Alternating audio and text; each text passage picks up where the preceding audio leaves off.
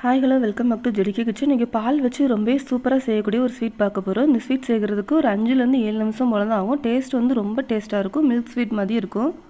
ரொம்ப சாஃப்டாக வாயில் வச்சோடனே கரைஞ்சிரும். உங்கள் குழந்தைங்க ஸ்வீட் கேட்டாங்கன்னா நீங்கள் இந்த மாதிரி செஞ்சு கொடுங்க. ரொம்ப ஈஸியாக செஞ்சிடலாம். நான் அதுக்கு 1 கப் பால் எடுத்திருக்கேன். இன்னொரு அரை கப்பில் நான் ஒரு சின்ன 10 ரூபாய்க்கு பால் பவுடர் இருக்குல்ல, அந்த பாக்கெட் வாங்கி மிக்ஸ் பண்ணியிருக்கேன். இது ஆப்ஷனல் தான். பால் பவுடர் இல்லைன்னா நீங்கள் பால் பவுடர் இல்லாமலே பண்ணலாம். பால் பவுடர் ஆட் பண்ணி பண்ணோம்னா கொஞ்சம் டேஸ்ட் இன்னும் கொஞ்சம் நல்லா ரிச்சாக இருக்கும். அதனால நான் ஆட் பண்ணியிருக்கேன். அதையும் உள்ள ஆட் பண்ணிக்கோங்க. நல்லா மிக்ஸ் பண்ணி விட்டுக்கோங்க. நான் இன்னொரு அரை கப் பாலில் ஒரு 4 டேபிள் ஸ்பூன் போல் கார்ன்ஃப்ளவர் ஆட் பண்ணியிருக்கேன். ஒரு 2 tablespoon custard powder add பண்ணியிருக்கேன். நீங்கள் ஃபுல்லுமே கார்ன்ஃப்ளவர் ஆட் பண்ணி பண்ணுறதுனாலும் பண்ணலாம். நான் கஸ்டர்ட் பவுடர் ஆட் பண்ணால் கொஞ்சம் லைட்டாக அந்த எல்லோ கலர் வர்றதுக்காக நான் கஸ்டர்ட் பவுடர் ஆட் பண்ணியிருக்கேன். உங்கள்கிட்ட கஸ்டர்ட் பவுடர் இல்லைன்னா நீங்கள் ஃபுல்லுமே 6 ஸ்பூனுமே கார்ன்ஃப்ளவரவே ஆட் பண்ணிக்கோங்க.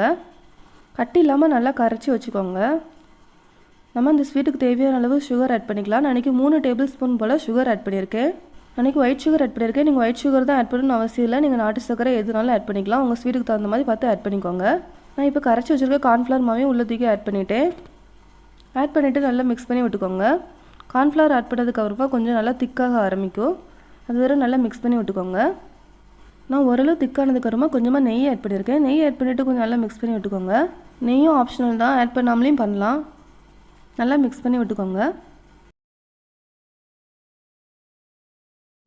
எனக்கு இப்போ ஓரளவு நல்லா திக்காகிட்டு நான் இந்த ஸ்டேஜில் ஆஃப் பண்ணிக்கிறேன். ஒரு பேனில் கொஞ்சமாக நெய் தடவி வச்சுருந்தேன். அதுக்குள்ளே இதை ஆட் பண்ணிக்கோங்க.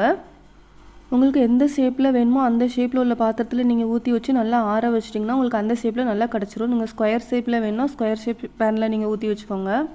நீங்களே ஃப்ரிட்ஜில் வச்சு செட் பண்ணுறதுனாலும் செட் பண்ணிக்கலாம். நார்மலாக வெளியே வச்சுருந்தாலும் சூடு ஆறுனதுக்கப்புறமா நல்லா செட் ஆயிரும். ஒரு கத்தியை வச்சு ஓரங்கள் மட்டும் லைட்டாக எடுத்து விட்டுட்டு இந்த மாதிரி எடுத்துட்டோம்னா நம்மளுக்கு ரொம்ப சூப்பரான மில்க் புட்டிங் கிடச்சிரும். இப்போ நம்மளுக்கு ரொம்ப சூப்பரான மில்க் புட்டிங் ரெடி ஆகிட்டு குழந்தைங்க ரொம்ப விரும்பி சாப்பிடுவாங்க. நீங்கள் விரும்புகிற ஷேப்புக்கு நீங்கள் கட் பண்ணிக்கோங்க.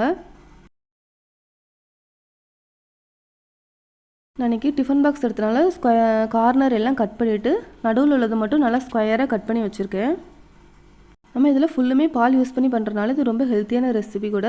நீங்களும் இந்த மாதிரி ட்ரை பண்ணி பாருங்கள். ட்ரை பண்ணிவிட்டு உங்களோட கமெண்ட் எனக்கு ஷேர் பண்ணுங்கள். என்னோடய சேனல் சப்ஸ்கிரைப் பண்ணிக்கோங்க ஃப்ரெண்ட்ஸ். தேங்க்யூ.